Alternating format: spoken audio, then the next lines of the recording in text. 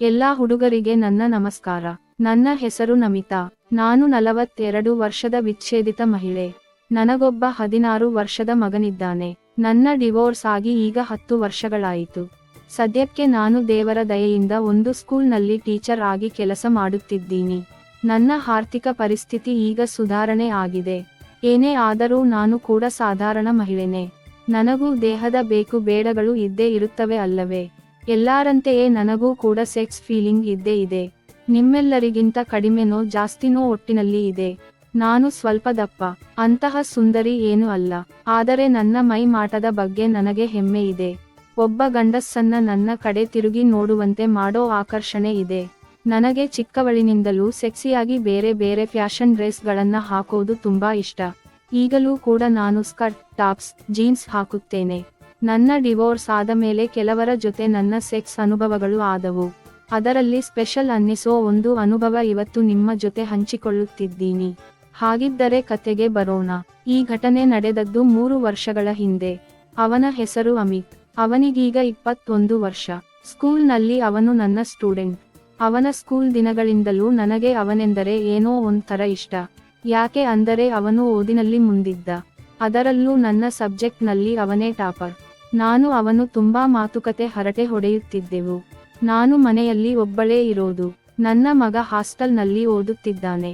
ಹಾಗಾಗಿ ಅಮಿತ್ ಆಗಾಗ ನನ್ನ ಮನೆ ಕೆಲಸದಲ್ಲೂ ನನಗೆ ಸಹಾಯ ಮಾಡುತ್ತಿದ್ದ. ನನಗೂ ಅವನು ಜೊತೆ ಇರೋದು ಖುಷಿ ಅನಿಸುತ್ತಿತ್ತು.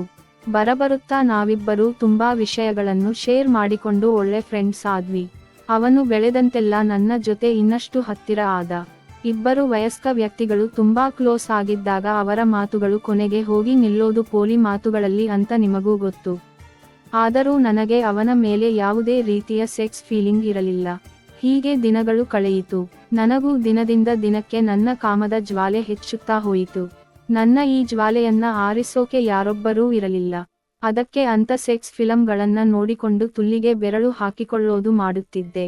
ಆದರೆ ಕೆಲವು ದಿನಗಳಲ್ಲಿ ಅದು ಕೂಡ ಬೇಜಾರಾಗಿ ಹೋಯಿತು. ಒಂದು ನಿಜವಾದ ತುಣ್ಣೆ ಕೊಡೋ ಸುಖ ಬೆರಳು ಹಾಕಿಕೊಳ್ಳೋದರಿಂದ ಸಿಗುತ್ತಿರಲಿಲ್ಲ. ನನಗೆ ಒಂದು ತುಣ್ಣೆ ಬೇಕೇ ಬೇಕಾಗಿತ್ತು. ಆದರೆ ನನ್ನ ಜೊತೆ ಅಮಿತ್ ಬಿಟ್ಟರೆ ಬೇರೆ ಯಾವುದೇ ಗಂಡಸರ ಅಷ್ಟು ಪರಿಚಯ ಇರಲಿಲ್ಲ. ಹಾಗಾಗಿ ಕೊನೆಗೆ ಅಮಿತ್ನ ತುಣ್ಣೆ ನೆಕ್ಕಿ ಚೀಪಿ ಅದರಿಂದ ಕೇಯಿಸಿಕೊಳ್ಳೋ ನಿರ್ಧಾರ ಮಾಡಿದೆ. ನಾನು ಅಂದುಕೊಂಡಿರೋದು ಹಾಗೇ ಆಗುತ್ತೆ ಅಂತ ಚೆನ್ನಾಗಿ ಗೊತ್ತಿತ್ತು. ಅದಕ್ಕೆ ನಾನು ಅವನನ್ನ ನನ್ನ ಬಲೆಗೆ ಬೀಳಿಸಿಕೊಳ್ಳೋ ಪ್ಲಾನ್ ಮಾಡಿದೆ. ಅದು ನವೆಂಬರ್ ತಿಂಗಳು. ಅವತ್ತು ಬೆಳಗ್ಗೆ ಅವನು ಮಾಮೂಲಿಯಂತೆ ನನ್ನ ಮನೆಗೆ ಬಂದ. ನಾನು ಬೇಕು ಅಂತಲೇ ನನ್ನ ಬಾಡಿಯನ್ನ ಒಂದು ಟವೆಲ್ನಲ್ಲಿ ಮುಚ್ಚಿಕೊಂಡು ಬಾಗಿಲು ತೆರೆಯೋದಕ್ಕೆ ಹೋದೆ. ಆ ಟವೆಲ್ನಲ್ಲಿ ನನ್ನ ದೇಹ ಅಷ್ಟೇನೂ ಮುಚ್ಚಿರಲಿಲ್ಲ. ನನ್ನ ತೊಡೆವರೆಗೂ ಮಾತ್ರನೇ ಮುಚ್ಚಿತ್ತು. ಹಾಗೆ ಹೋಗಿ ಬಾಗಿಲು ತೆರೆದು ಅವನನ್ನ ಒಳಗೆ ಕರೆದೆ. ನನ್ನನ್ನ ಆ ಅವತಾರದಲ್ಲಿ ನೋಡಿ ಅವನಿಗೆ ಶಾಕ್ ಆಯ್ತು. ಆದರೂ ಏನೂ ಮಾತಾಡದೆ ಒಳಗೆ ಬಂದ. ನಾನು ಬಾಗಿಲನ್ನ ಲಾಕ್ ಮಾಡಿ ಅವನಿಗೆ ಕೂತುಕೊಳ್ಳೋಕೆ ಹೇಳಿದೆ. ಅವನು ಸೋಫಾದಲ್ಲಿ ಕೂತ. ನಾನು ಅವನಿಗೆ ಸ್ನಾನ ಮಾಡೋಕೆ ಹೋಗ್ತಾ ಇದ್ದೆ. ನೀನು ಇಲ್ಲೇ ಕೂತಿರು ಅಂತ ಹೇಳಿದೆ. ಹಾಗೆ ಹೇಳುತ್ತಾ ಅವನ ಮುಖದಲ್ಲಿ ಅವನ ಭಾವನೆ ಗಮನಿಸುತ್ತಾ ಇದ್ದೆ. ಅವನು ಫುಲ್ ನರ್ವಸ್ ಆಗಿದ್ದ. ಅವನ ಮುಖ್ಯವಾದ ಸಾಮಾನಿಗೆ ರಕ್ತ ಸಂಚಲನ ಜಾಸ್ತಿ ಆಗಿರಬೇಕು ಅನಿಸುತ್ತೆ. ನನ್ನ ಮುಂದೆ ಅವನಿಗೆ ನಾಚಿಕೆ ಆಗ್ತಾ ಇರೋದು ಗೊತ್ತಾಗ್ತಾ ಇತ್ತು. ಅವನು ಏನೂ ಮಾತಾಡದೆ ಸ್ತಬ್ಧನಾಗಿದ್ದ. ನಾನು ಮತ್ತೆ ಇಲ್ಲೇ ಕೂತಿರು, 5 ನಿಮಿಷ ಬಂದು ಬಿಡ್ತೀನಿ ಅಂತ ಹೇಳಿ ಬಾತ್ ರೂಮಿಗೆ ಹೋದೆ. ಅವನು ನನ್ನನ್ನೇ ನೋಡುತ್ತಾ ಇದ್ದ. ನಾನು ಅವನನ್ನ ಗಮನಿಸುತ್ತಲೇ ಇದ್ದೆ. ಅವನು ತುಂಬಾ ಕನ್ಫ್ಯೂಸ್ ಆಗಿದ್ದ. ಏನು ಮಾಡೋದು ಅಂತ ತಿಳಿಯದೆ ನಾನು ಸ್ನಾನ ಮಾಡಿ ಆಚೆ ಬಂದು ನನ್ನ ಬೆಡ್ ರೂಮಿಗೆ ಹೋದೆ. ಅವನಿಗೆ ಇನ್ನಷ್ಟು ಕೀಟಲೆ ಕೊಡೋಣ ಅಂತ ನನ್ನ ರೂಮಿನ ಬಾಗಿಲನ್ನ ಹಾಗೆ ಓಪನ್ ಇಟ್ಟಿದ್ದೆ. ಅವನಿಗೆ ನನ್ನ ಬಾಡಿ ಪಾರ್ಟ್ಸ್ ಕಾಣಲಿ ಅಂತ. ಅವನಿಗೂ ಕೂಡ ನನ್ನ ದೇಹ ನೋಡೋ ಆಸೆ ಜಾಸ್ತಿ ಆಗುತ್ತಲೇ ಇತ್ತು. ನಾನು ನಾಚಿಕೆ ಇಲ್ಲದೆ ನನ್ನ ಮೇಲಿದ್ದ ಟವೆಲ್ ಜಾರಿಸಿ ನನ್ನ ಪಾಂಟಿ ಮತ್ತೆ ಬ್ರಾ ತೆಗೆದುಕೊಂಡೆ. ಅವನಿಗೆ ಏನನ್ನೂ ಹೇಳೋಕೆ ಧೈರ್ಯ ಇರಲಿಲ್ಲ. ಆದರೆ ಅವನ ದೇಹದಲ್ಲಿ ಮಾತ್ರ ರಕ್ತ ಸಂಚಲನ ಜೋರಾಗಿತ್ತು. ನನ್ನ ಪ್ಲಾನ್ನಲ್ಲಿ ಅರ್ಧ ಕೆಲಸ ಆಗಿತ್ತು.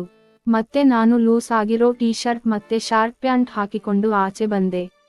ನಾನು ಹೋಗಿ ನಮ್ಮಿಬ್ಬರಿಗೂ ಟೀ ಮಾಡಿಕೊಂಡು ಬಂದು ಅವನ ಪಕ್ಕದಲ್ಲಿ ಕೂತೆ. ಹಾಗೆ ಟೀ ಕುಡಿತಾ ಮಾಮೂಲಿಯಂತೆ ಅವನ ಜೊತೆ ಮಾತಾಡುತ್ತಿದ್ದೆ. ಆದರೆ ಅವನಿಗೆ ಮಾತು ಬರುತ್ತಿರಲಿಲ್ಲ. ಅವನು ನಾಚಿಕೆಯಿಂದ ನನ್ನ ಮುಖ ಕೂಡ ಸರಿಯಾಗಿ ನೋಡೋಕೆ ಆಗುತ್ತಿರಲಿಲ್ಲ. ಅವನ ಪ್ಯಾಂಟ್ನಲ್ಲಿ ಅವನ ತುಣ್ಣೆ ಉಬ್ಬು ಗಮನಿಸಿದೆ. ಏನಾಯ್ತು ಅಂತ ಕೇಳಿದೆ. ಅದಕ್ಕೆ ಅವನು, ಸ್ವಲ್ಪ ಕೆಲಸ ಇದೆ, ನಾನು ಹೊರಡುತ್ತೀನಿ ಅಂದ. ನಾನು ಅವನನ್ನ ತಡೆಯಲಿಲ್ಲ. ಅವನು ಟೀ ಕುಡಿದು ಹೊರಟು ಬಿಟ್ಟ. ಅವನು ಹೋದ ಮೇಲೆ ನನ್ನ ತಲೆಯಲ್ಲಿ ಏನೇನೋ ಯೋಚನೆಗಳು. ನಾನು ಮಾಡಿದ್ದು ಸರಿನಾ? ಅವನು ಈಗ ಏನ್ ಮಾಡ್ತಾನೆ? ನಾನು ಅಂದುಕೊಂಡಿದ್ದು ಪಡಿತೀನಾ ಇಲ್ಲ ಸಿಗುಲ್ವಾ? ಹೀಗೆ ಅವತ್ತು ಸಂಜೆ ಅಮಿತ್ ನನಗೆ ಫೋನ್ ಮಾಡಿದ. ಬೆಳಗ್ಗೆ ಆತುರವಾಗಿ ಹೊರಟು ಹೋಗಿದ್ದಕ್ಕೆ ಸಾರಿ ಕೇಳಿದ. ಆಮೇಲೆ ಹಾಗೆ ನಾರ್ಮಲ್ ಆಗಿ ಮಾತಾಡಿದೆವು. ಅವನ ಹಾವಭಾವದಲ್ಲಿ ಚೇಂಜ್ ಆಗಿರೋದು ನನಗೆ ಅರ್ಥ ಆಯಿತು. ಮತ್ತೆ ಸ್ವಲ್ಪ ಹೊತ್ತು ಆದಮೇಲೆ ನಾನು ಊಟ ಮಾಡಿ ಮಲಗೋಕೆ ಹೋಗುತ್ತಿದ್ದೆ. ಆಗ ಮತ್ತೆ ಅಮಿತ್ ಫೋನ್ ಮಾಡಿದ. ನಾನು, ಹಲೋ ಅಮಿತ್. ಅವನು, ಹಲೋ ಮ್ಯಾಮ್. ನಾನು, ಏನ್ ಮಾಡ್ತಾ ಇದ್ದೆ? ಅವನು, ಏನಿಲ್ಲ ಮ್ಯಾಮ್, ಈಗ ತಾನೇ ಊಟ ಆಯ್ತು, ಹಾಗೆ ಬೆಡ್ ಮೇಲೆ ಮಲಗಿದ್ದೀನಿ. ನೀವು ಮ್ಯಾಮ್? ನಾನು ಕೂಡ ಮಲಗೋಕೆ ಹೋಗ್ತಾ ಇದ್ದೀನಿ. ಅವನು, ಓಕೆ. ನಾನು, ಅಮಿತ್, ಎಲ್ಲ ಸರಿ ಇದೆ ತಾನೆ? ಏನಾದ್ರೂ ಪ್ರಾಬ್ಲಮಾ? ಅವನು, ಹಾಗೇನಿಲ್ಲ, ಎಲ್ಲ ಓಕೆ ಮ್ಯಾಮ್. ನಾನು, ಇಲ್ಲ, ಇವತ್ತು ಯಾಕೋ ನೀನು ವಿಚಿತ್ರವಾಗಿ ಇದ್ದೀಯ. ನಾನು ನಿನ್ನ ಫ್ರೆಂಡ್ ಕೂಡ, ನನ್ನ ಜೊತೆ ಹೇಳಿಕೋ. ಅವನು, ಮ್ಯಾಮ್. ನಾನು, ಏನು? ಹೇಳು. ಅವನು, ಮ್ಯಾಮ್, ನೀವು ತುಂಬಾ ಬ್ಯೂಟಿಫುಲ್. ನಾನು, ಥ್ಯಾಂಕ್ಸ್. ಅವನು, ವೆಲ್ಕಮ್ ಮ್ಯಾಮ್, ಪ್ಲೀಸ್ ಕೋಪ ಮಾಡ್ಕೊಳ್ಬೇಡಿ. ನಾನು ಏನೋ ಹೇಳ್ಬೇಕು. ನಾನು, ಓಕೆ, ನನ್ನ ಜೊತೆ ಫ್ರೀ ಆಗಿ ಹೇಳು. ಅವನು, ಮ್ಯಾಮ್, ನೀವು ತುಂಬಾ ಹಾಟ್. ನಾನು ನಿಮ್ಮ ಫಿಗರ್ನ ನೆನೆಸಿಕೊಳ್ತಾ ಇದ್ದೀನಿ. ಅದರಿಂದ ನನಗೆ ಅನ್ಕಂಫರ್ಟಬಲ್ ಅನಿಸ್ತಾ ಇದೆ. ಅವನ ಮಾತು ಕೇಳಿ ನನಗಂತೂ ಫುಲ್ ಖುಷ್. ನಾನು ಸರಿಯಾದ ದಾರಿಯಲ್ಲೇ ಇದ್ದೀನಿ ಅಂತ. ನಾನು, ಅಷ್ಟೇನಾ? ಇಲ್ಲ, ಇನ್ನೂ ಏನಾದ್ರೂ ಅಂದುಕೊಳ್ತಾ ಇದ್ದೀಯಾ? ಅವನು, ಹೌದು ಮ್ಯಾಮ್. ನಾನು, ಏನು? ಅವನು, ನಾನು ನಿಮ್ಮ ಬಗ್ಗೆ ಯೋಚನೆ ಮಾಡೋದು ನಿಲ್ಲಿಸೋಕೆ ಆಗ್ತಾ ಇಲ್ಲ. ನಾನು, ಯಾಕೆ?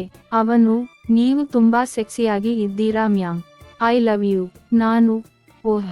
ಆಮೇಲೆ ಅವನು, ನಿಮ್ಮನ್ನ ನೆನೆಸಿಕೊಂಡು ಇವತ್ತು ಜಟಕಾ ಹೊಡೆದುಕೊಂಡೆ. ನಾನು, ಏನ್ ಹೇಳ್ತಾ ಇದ್ದೀಯಾ? ನಿಜವಾಗ್ಲೂ? ಬೆಳಗ್ಗೆ ಮನೆಗೆ ಬಾ. ಅವನು, ಸಾರಿ ಮ್ಯಾಮ್. ಅವನು ಮತ್ತೆ ಸಾರಿ ಕೇಳ್ತಾ ಇದ್ದ. ನಾನು ಗುಡ್ ನೈಟ್ ಹೇಳಿ ಫೋನ್ ಕಟ್ ಮಾಡಿದೆ. ತುಂಬಾ ದಿನಗಳ ಮೇಲೆ ನಾನು ಕೇಳಿಸಿಕೊಳ್ಳುತ್ತೀನಿ ಅಂತ ಖುಷಿಯಲ್ಲಿ ಇದ್ದೆ. ಅವನ ಜೊತೆ ಫುಲ್ ಮಜಾ ಮಾಡಬೇಕು ಅಂತ ಯೋಚಿಸುತ್ತಾ ಮಲಗಿದೆ. ಬೆಳಗಾಗುವುದನ್ನೇ ಕಾಯುತ್ತಿದ್ದೆ. ಬೆಳಗ್ಗೆ ಅವನಿಗೆ ಫೋನ್ ಮಾಡಿ ಮನೆಗೆ ಬರೋಕೆ ಹೇಳಿದೆ. ಅವನು ಬೆಳಗ್ಗೆ 8 ಗಂಟೆಗೆ ಮನೆಗೆ ಬಂದ. ನಾನು ಟೀ ಶರ್ಟ್ ಮತ್ತೆ ಹಾಫ್ ಪ್ಯಾಂಟ್ನಲ್ಲಿದ್ದೆ. ಅವನನ್ನ ಒಳಗೆ ಬರೋಕೆ ಹೇಳಿದೆ. ಅವನು ಒಳಗೆ ಬಂದು ರಾತ್ರಿ ಮಾತಾಡಿದಕ್ಕೆ ಸಾರಿ ಕೇಳಿದ. ಅದಕ್ಕೆ ನಾನು, ಇಟ್ಸ್ ಓಕೆ ಅಂದೆ. ಮತ್ತೆ ನಾನು ಟೀ ಮಾಡಿ ಅವನಿಗೂ ಕೊಟ್ಟು ಅವನ ಪಕ್ಕದಲ್ಲಿ ಕೂತೆ. ಇಬ್ಬರೂ ಟೀ ಕುಡಿತಾ ಇದ್ವಿ. ನಾನು ಇನ್ನು ಟೈಮ್ ವೇಸ್ಟ್ ಮಾಡೋದು ಬೇಡ ಅಂತ. ನಾನು, ಅಮಿತ್, ನನ್ನ ಬಗ್ಗೆ ನಿನಗೆ ಏನ್ ಅನಿಸುತ್ತೆ? ಅವನು, ಏನ್ ಮ್ಯಾಮ್? ನಾನು, ನಿಜ ಹೇಳು. ಅವನು, ಐ ಆಮ್ ಸಾರಿ ಮ್ಯಾಮ್. ಅವನು ಫುಲ್ ಟೆನ್ಷನ್ ಮತ್ತೆ ನರ್ವಸ್ ಆಗಿದ್ದ. ಅವನ ತುಣ್ಣೆ ಚೀಪೋದು ನೆನೆಸಿಕೊಂಡು ನಾನು ಒಳಗೊಳಗೆ ಖುಷಿಯಾಗಿದ್ದೆ. ಇದೇ ಸರಿಯಾದ ಟೈಮ್ ಅಂದುಕೊಂಡೆ. ನಾನು, ನಿನಗೆ ನನ್ನ ಮೇಲೆ ಸೆಕ್ಸ್ ಫೀಲಿಂಗ್ ಇದ್ದೀಯಾ? ಅವನು, ಇಲ್ಲ ಮ್ಯಾಮ್. ನಾನು, ನಾಚ್ಕೊಳ್ಬೇಡ, ಹೇಳು. ನೀನು ನನ್ನನ್ನ ಕೆಟ್ಟ ರೀತಿಯಲ್ಲಿ ನೋಡೋದು ನೋಡಿದ್ದೀನಿ. ಅವನು, ನೀವು ಅಂದ್ರೆ ನನಗೆ ಇಷ್ಟ. ನಾನು, ನನ್ನಲ್ಲಿ ನಿನಗೆ ಏನ್ ಇಷ್ಟ? ಅವನು, ನಿಮ್ಮ ಫಿಗರ್, ಅದರಲ್ಲೂ ಈ ನಿಮ್ಮ. ನನ್ನ ಮೊಲೆ ಕಡೆ ತೋರಿಸುತ್ತಾ ಹೇಳಿದ. ನಾನು, ಓಹ್, ನೆನ್ನೆ ನೀನು ನನ್ನ ಬೆತ್ತಲೆ ನೋಡಿದೆ ಅಲ್ವಾ? ಅವನು, ಇಲ್ಲ ಮ್ಯಾಮ್. ನಾನು, ನನ್ನ ಮೊಲೆ ನೋಡಬೇಕಾ? ಅವನು, ಎಸ್ ಮ್ಯಾಮ್. ನಾನು ನನ್ನ ಟೀ ಶರ್ಟ್ ಬಿಚ್ಚಿದೆ. ಅವನು, ವಾವ್, ಎಷ್ಟು ದೊಡ್ಡದ್ದು ಮ್ಯಾಮ್. ನಾನು ನನ್ನ ಪ್ಯಾಂಟ್ ಬಿಚ್ಚೋಕೆ ಹೇಳಿದೆ. ಅವನು ನನ್ನ ಪ್ಯಾಂಟ್ ಬಿಚ್ಚಿದ. ಈಗ ನನ್ನ ಪ್ಯಾಂಟಿ ಮಾತ್ರ ಇದೆ. ನಾನು ಅವನನ್ನ ಬೆತ್ತಲೆ ಮಾಡಿದೆ. ಅವನ ತುಣ್ಣೆ ನೋಡಿದೆ. ಅದು ನಾನು ಅಂದುಕೊಂಡಿದ್ದಕ್ಕಿಂತ ದೊಡ್ಡದ್ದಾಗಿತ್ತು. ಮೊದಲಿಗೆ ನನ್ನ ಕೈಯಲ್ಲಿ ಹಿಡಿದು ಹಿಂದೆ ಮುಂದೆ ಆಡಿಸಿದೆ. ಮತ್ತೆ ಅವನ ತುಣ್ಣೆನ ನನ್ನ ಬಾಯಲ್ಲಿ ಹಾಕಿಕೊಂಡೆ. ಅದು ಅವನಿಗೆ ತುಂಬಾ ಖುಷಿ ಕೊಟ್ಟಿತು. ಅದು ಅವನ ಮುಖದಲ್ಲಿ ಗೊತ್ತಾಗುತ್ತಿತ್ತು. ಅವನ ತುಣ್ಣೆನ 10 ನಿಮಿಷ ಚೀಪಿದೆ. ನನಗೂ ತುಂಬಾ ದಿನದ ಮೇಲೆ ಚೀಪೋದಕ್ಕೆ ತುಣ್ಣೆ ಸಿಕ್ಕಿತ್ತು. ಮತ್ತೆ ಅವನು ನನ್ನ ಪ್ಯಾಂಟಿಯನ್ನ ಜಾರಿಸಿದ. ನಾನು ಅವನ ತಲೆ ಹಿಡಿದು ನನ್ನ ತುಲ್ಲಿಗೆ ಒತ್ತಿಕೊಂಡೆ. ಓಹ್ ದೇವರೇ, ಏನ್ ಸುಖ. ನನ್ನ ಗಂಡ ಯಾವತ್ತಿಗೂ ನನ್ನ ತುಲ್ಲು ನೆಕ್ಕಿರಲಿಲ್ಲ. ನನ್ನ ತುಲ್ಲು ನೆಕ್ಕೋದಕ್ಕೆ ಹೇಳಿದೆ. ಅವನು ನನ್ನ ತುಲ್ಲಿನ ಮೇಲೆ ಮುಖ ಇಟ್ಟ. ಅವನ ತುಟಿಗಳು ನನ್ನ ತುಲ್ಲಿಗೆ ಟಚ್ ಆಯಿತು. ಜೊತೆಗೆ ಅವನ ಬೆರಳುಗಳು ಕೂಡ ನನ್ನ ತುಲ್ಲನ್ನ ಮುಟ್ಟುತ್ತಿದ್ದವು. ಯಾವಾಗ ಅವನ ನಾಲಿಗೆ ನನ್ನ ತುಲ್ಲಿನ ಮೇಲೆ ಟಚ್ ಆಯಿತೋ, ಅದಂತೂ ನನ್ನ ಜೀವನದ ಬೆಸ್ಟ್ ಫೀಲಿಂಗ್. ಅವನು ಮತ್ತೆ 10 ನಿಮಿಷ ನನ್ನ ತುಲ್ಲನ್ನ ನೆಕ್ಕಿದ. ಅಷ್ಟೊತ್ತಿಗೆ ನನ್ನ ತುಲ್ಲು ಫುಲ್ ಒದ್ದೆಯಾಗಿ ಹೋಗಿತ್ತು. ಅವನು ಎಲ್ಲಾ ನೆಕ್ಕಿ ನೆಕ್ಕಿ ಕುಡಿದಿದ್ದ. ಮತ್ತೆ ನನಗೆ ತಡೆಯೋಕೆ ಆಗದೆ ಅವನ ತುಣ್ಣೆ ಎಳೆದು ತುಲ್ಲಿಗೆ ಇಟ್ಟುಕೊಂಡೆ. ಅವನು ತುಲ್ಲಿನೊಳಗೆ ನೂಕಿದ. ಆಹ್, ತುಂಬಾ ದಿನಗಳ ಮೇಲೆ ನನ್ನ ತುಲ್ಲಲ್ಲಿ ತುಣ್ಣೆ. ಮೊದಲಿಗೆ ನಿಧಾನವಾಗಿ ನುಗ್ಗಿಸುತ್ತಿದ್ದ.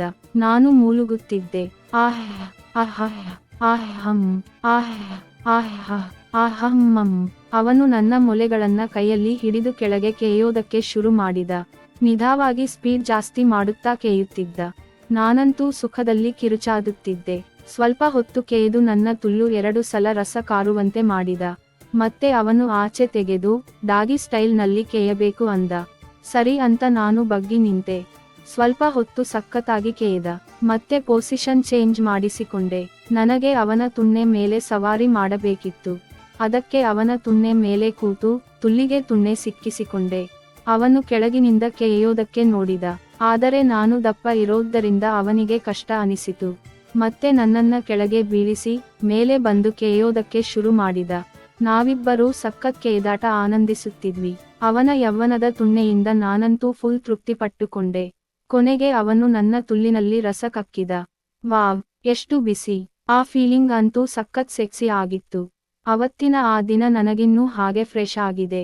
ಅವತ್ತು ಬೇರೆ ಬೇರೆ ಪೊಸಿಷನ್ ನಲ್ಲಿ ಕೇದಾಡಿಕೊಂಡೆವು. ಅದಾದ ಮೇಲೆ ನಾವು ದಿನವೂ ಕೇದಾಡಿ ಸುಖ ಅನುಭವಿಸುತ್ತಾ ಇದೀವಿ. ಈಗ ನಮ್ಮ ಕೇದಾಟಕ್ಕೆ 3 ವರ್ಷಗಳು. ನಮ್ಮ ಸೆಕ್ಸ್ ಲೈಫ್ ಬಗ್ಗೆ ನನಗೆ ತುಂಬಾನೇ ಖುಷಿ ಇದೆ. ನನ್ನ ಈ ಕತೆ ನಿಮ್ಮೆಲ್ಲರಿಗೂ ಇಷ್ಟ ಆಗಿದೆ ಅಂತ ಅಂದುಕೊಂಡಿದ್ದೇನೆ.